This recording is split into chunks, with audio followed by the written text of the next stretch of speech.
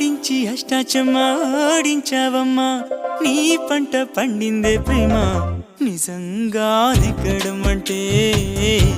ఇష్టంగా ఓడడం అంతే ఆ మాటే అంటే ఈ చిన్నారి నమ్మదేంటమ్మా నిజంగా నెగ్గడం అంటే ఇష్టంగా ఓడడం అంతే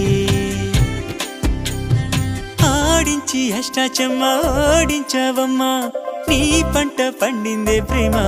నిజంగా నెగ్గడం అంటే ఇష్టంగా ఓడడం అంతే